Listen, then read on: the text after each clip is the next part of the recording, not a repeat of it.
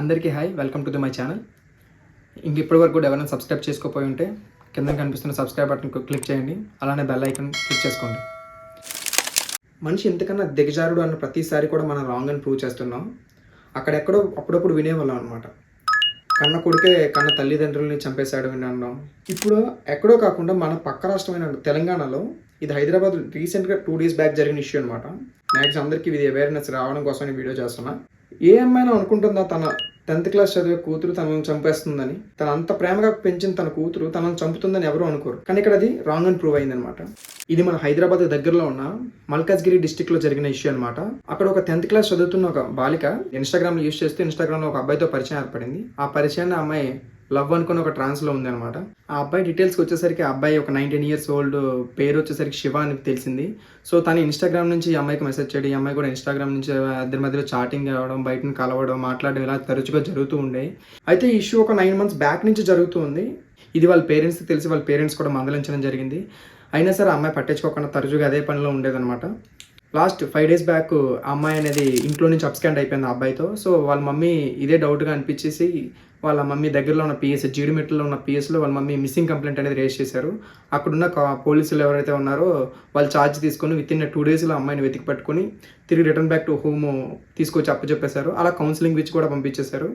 So ఆ అమ్మాయి ఏదైతే తీసుకుందో, మా అమ్మ ఉండడం వల్ల ఇది మనం కలవలేకపోతున్నాం, ముందుకు వెళ్ళలేకపోతున్నాం అనే ఆలోచనతో అదే అమ్మని సైడ్ చేసేద్దామని వెంటనే ఏం ఆలోచించకుండా తన బాయ్ ఫ్రెండ్ ఎవరైతే శివ అని ఉన్నారో తనకు ఫోన్ చేసి ఇంటికి రమ్మని చెప్పింది అనమాట. ఏదైతే టైంలో ఉన్నారో వాళ్ళ మమ్మీ అక్కడ పూజ గదిలో పూజ చేసుకుంటూ ఉంటున్నారు.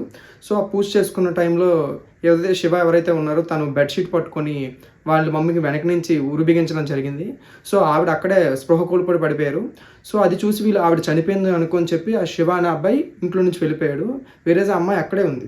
ఆ అమ్మాయి తర్వాత చూసి వాళ్ళ మమ్మీ ఇంకా చనిపోలేదు, ఇంకా ప్రాణంతోనే ఉన్నారు అని తెలుసుకొని మళ్ళీ రిటర్న్ బ్యాక్ టు తన బాయ్ ఫ్రెండ్ ఎవరైతే శివ ఉన్నారో శివకు ఫోన్ చేసి ఇలా బ్రతికే ఉన్నారు అని చెప్పగానే శివ తన బ్రదర్ని తీసుకొని వాళ్ళ ఇంటికి మళ్ళీ రిటర్న్ బ్యాక్ వచ్చారనమాట. అలా వచ్చిన తర్వాత ఏం జరిగిందంటే ఆవిడ్ని అతి క్రూరంగా, బ్రూటల్గా ఆవిడ్ని పట్టుకొని ఒక హ్యామర్ అంటే ఒక బలమైన సుత్తుతో ఆవిడ తలపదలు కూడా చంపేశారు. ఎంత దారుణమో చూసారా? 15 ఏళ్ళలో నీ కన్న బిడ్డ అసలు నిన్ను చంపుతుందని ఏ తల్లి అనుకుంటుందా చెప్పండి? ఎవరైతే ఈ మహిళ చనిపోయారో ఆవిడ పేరు అంజలి అనమాట. ఆవిడ 39 years oldలో ఉన్నారనమాట. సో ఆవిడ చనిపోయిన తర్వాత ఆవిడ సిస్టర్ ఎవరైతే ఉన్నారో శోభ అనే ఆవిడ వచ్చి ఈ మ్యాటర్స్ అన్ని బయట మీడియాతో చెప్పడం జరిగిందనమాట. పోలీసులు కేసు నమోదు చేసుకున్నారు. ఎవరైతే ఉన్నారో శివ, అలానే అమ్మాయి, అలానే శివ వాళ్ళ బ్రదర్ మీద కూడా కేసు పెట్టారు. ఆ కేసుని ఇప్పుడు దర్యాప్తు చేస్తున్నారు. వాళ్ళైతే అప్స్కాండ్లో ఉన్నారు ఆ ముగ్గురు. ఇలా వాళ్ళ ప్రేమ కాదు, వ్యామోహం ఆటలో పడి ఇలాంటివన్నీ చేయడం జరుగుతుంది.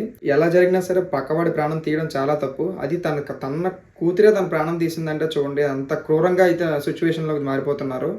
టెక్నాలజీ పెరిగే కొద్దీ మనిషి విజ్ఞానం పెరగాలి. మనిషి విజ్ఞానం జారిపోయి మరీ బిహేవ్ చేస్తున్నారనమాట. అయితే వీడియో నచ్చినట్టయితే కింద ఒక లైక్ చేయండి. మీకు ఎలా అనిపించిందో కింద కామెంట్ కూడా చేయండి. ఇలాంటి వీడియోస్ మీకు కావాలనుకుంటే మన ఛానల్ని సబ్స్క్రైబ్ చేయండి. ఇలాంటిది రోజుకో వీడియో ఇవ్వడానికి ట్రై చేస్తూ ఉంటాను. జై హింద్.